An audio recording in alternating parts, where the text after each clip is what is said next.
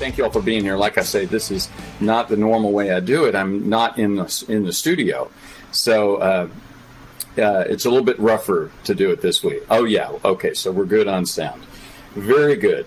Well, let's see if we can. And I'm having to relearn this software. You know, nobody cares. Nobody cares. Just get to it, Hank. Explain to everybody what we're doing today. Let's go and get to our numbers so that we can get on the phone with Congressman Mike Ward. Oh, but maybe I should give you the big announcement about who our special guest is going to be. Do we have any guesses? Anybody guess? We've got a special guest who's never been on with us before, and he'll be here on Monday. Grammy-winning artist.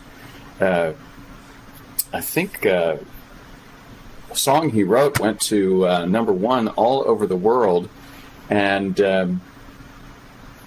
we've got a special affinity with each other. So let's see if any of you all can guess who it might be. Any guesses? Actually, I think what I'll do is just show you his picture. So this is him with his partner, but we're going to have Dewey Bunnell from the band America. John Bohan says Elvis. Good guess. Good guess. No, Dewey is on the left. Dewey wrote Horse with No Name, Ventura Highway. And so Dewey is, by the way, has been a great supporter to us, you know, through the years. So I'm really proud that he's here. And I'm just very happy that he's going to be on. And Carrie wants to know if Timothy is going to be coming in. I'll reach out to Timothy. Michael Ward would like Miley Cyrus. We'll get to work on that. We'll get to work on that at some point. Anyway, let's get back here. What a day it has been. I don't know if you saw any of the Republican convention. By the way, I'm Hank Linderman. I'm running for Congress and in the 2nd District. And something funny happened at the final day of the Republican convention. And I thought I would show you this picture. Apparently, Melania Trump wore a green screen dress. She wore a dress that was so green that they were able to, it was very easy for people to Photoshop different images on it. And Stephen Colbert's show last night did this. So I thought maybe I can show this to you. There you go. How do you like that? I think that's just fantastic. They had other versions as well. But anyway, why don't we get on with it? Let's get on with it here. I'm going to move up here to our work that we got to do. We've got to look at the amount of deaths that unfortunately we still have because we are leaderless in terms of dealing with the coronavirus. Another 1,143 deaths yesterday. We will go over 185,000 deaths today.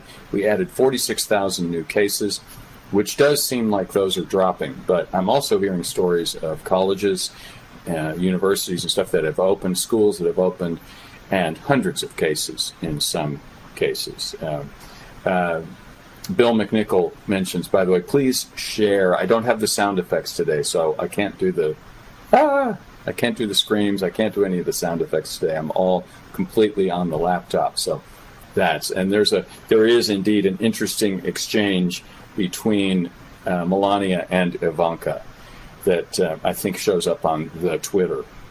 But look at where we're at. 6 million. It wasn't that long ago that we had 5 million cases in the United States. Now we're at 6 million. That's pretty incredible.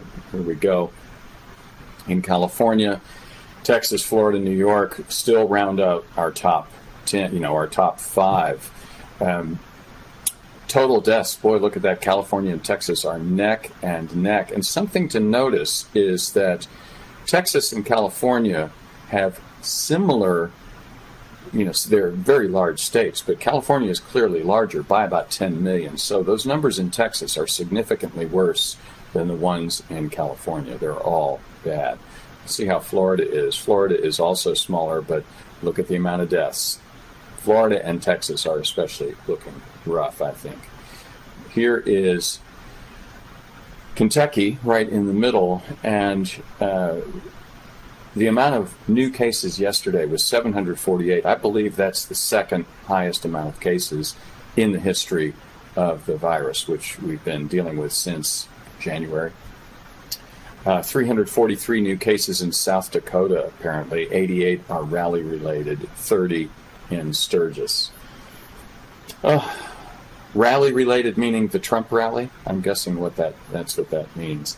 I'm looking to see if South Dakota's on that list. I'll look for South Dakota next, because I think that between the rally and Sturgis, of course, that would be.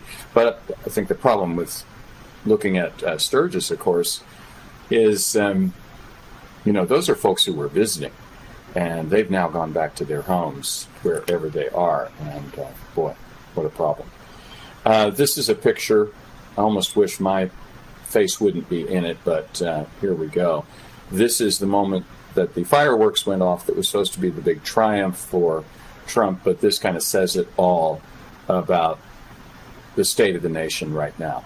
Trump failed, 180,000 died. Cindy says the bike rally, which is Sturgis, right? Isn't that Sturgis? Anyway, yeah. So we're going to be talking with Congressman Mike Ward. Here's the article, which you can find on Slate. I'm not sure which of the three nightmare scenarios he's going to want to talk about. And also, I'll need you all to let me know. Like I say, I'm doing this old school, so it'll be over speakerphone. And if there are problems, let me know if you can't hear Mike or if he's too loud. But let's call him and see if we can get him to pick up the phone and join us. I should get his picture up here, I guess. Let's see. Here we go. Calling Mike Ward.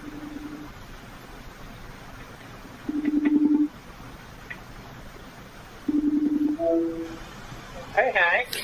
Mike, how are you doing? I'm good. I muted my computer, so I'm not getting feedback. I think that's a wise plan.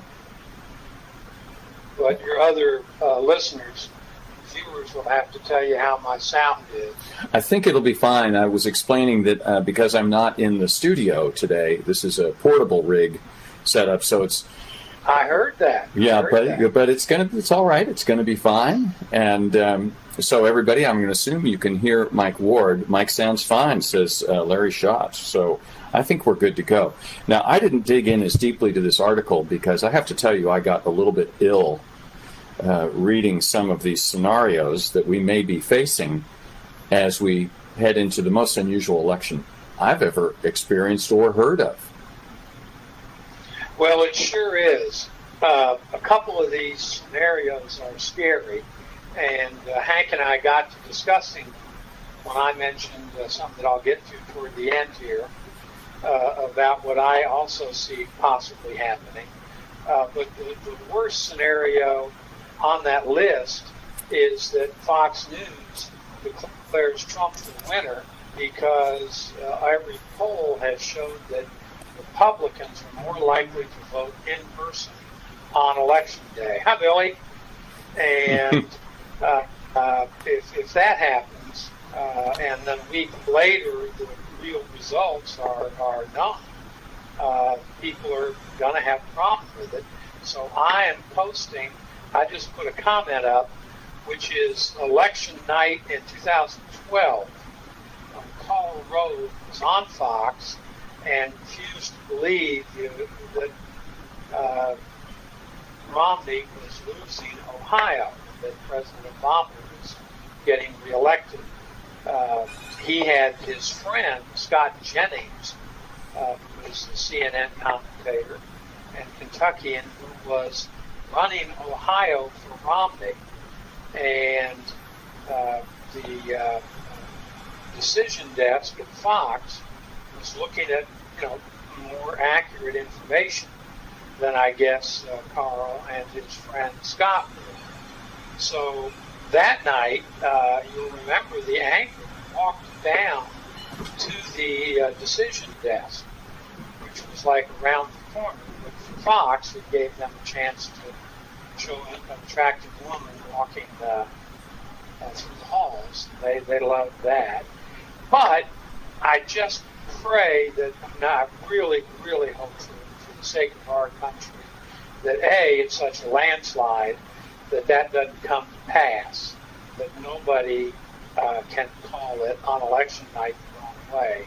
And part of that depends, and if it's not a landslide, then will depend on Fox News decision desk, which has got, statisticians and political scientists staffing it, and their responsibility to their fellow Americans is to call it as they see it. But the real solution I see is, and I think maybe this will happen, Hank, is that Americans, voters, who see that we need to move on from this time with Trump, will crawl over broken glass to vote. And they won't do anything silly like voting for the Green Party candidate. And I don't, they're not going to have such bad feelings about Joe Biden as, honestly, many people did about Hillary Clinton. Deserved or not, people had those feelings.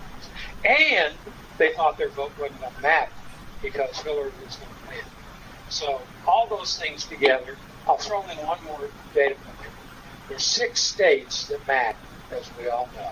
Arizona, Florida, North Carolina, and then the 3 in the north, Pennsylvania, Michigan, and Wisconsin. Without those states, neither side can win.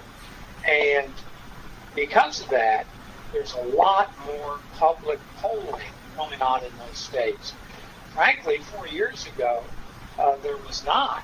And because they, especially the 3 Rust Belt states, Wisconsin, Michigan, Pennsylvania, there was not enough polling for people to know that they were taking a chance by sending a message and voting for a Green Party candidate. And turnout was down a little bit too, as I recall, from 2000 from 2008. 8 and 12, yeah. And of course, part of that was the Obama factor. He brought people hope, and they saw that they could change things, and came out both at 8 and 12. I think that because of the importance of those 6 states and the money that's out there, the people are going to be turned out. But my lips to the Lord's ears. You just can't take a chance. So anybody you know in those 6 states has to go and vote. If they can vote in person, that would be really better and take away the risk. If they don't want to take that chance, the second next best thing is to vote early in person, because many of the states consider that like election day voting in terms of the counting. So that those are regular machines, ballots are put into those machines, they push a button at poll closing time, and the numbers come out. So the second best thing to showing up in person at your regular polling place, or wherever they have them on election day, is to go to an early voting center. And virtually every state, and I think all of those 6, allow excuse-free early voting. Okay. So are you saying that even if people vote en masse by mail, and there's all kinds, they don't start counting that until the day of the election or the day after? It varies state by state, county by county. But Jefferson County did. And that was in the primary when there were a lot fewer. Right. So I have not, and it'll vary state by state, county by county. But I'm very sure that the election day stuff and the voting in person just prior to election day is counted, because they're run through machines right away. As you know, with mail-in ballots, they've got to be authenticated, and the signatures are authenticated. When my ballot got to the Board of Elections, which I took to a drop box, that's the third best way to vote, is to take it to a drop box, which reminds the older ones among us of Al Gore's lock box of Social Security money, and the lock box. But the drop box is the third best, because that way you know it got there. And that's And usually, county is that your county courthouse or something that you drop it off? It's at the county clerk designates a place. And Okay. in Kentucky, they were in front of county clerk's offices or in front of sheriff's offices. Okay. And they did sheriff because there was somebody likely to be there 24/7. Well, hey, everybody. Sorry about that. We had a technological meltdown. So, and Mike had just gotten to the point of the scariest thing, which I believe he felt was that the electors get turned away. But he had a whole other thing that he was going to talk about. And I guess we'll have to call him back next week. I apologize for this, but I hope you have a great weekend. Thanks so much for being here. And I'm going to talk to you later. I'm now going to go pick up another 1,000 signs. And I'll pick up another 1,000 signs, and I'm going to be distributing them tonight. So my day is far from over. Thank you all for being here. See you on Monday. We're going to have Dewey Bunnell from the band America, and that's that. Okay, love you all. Take care. Bye.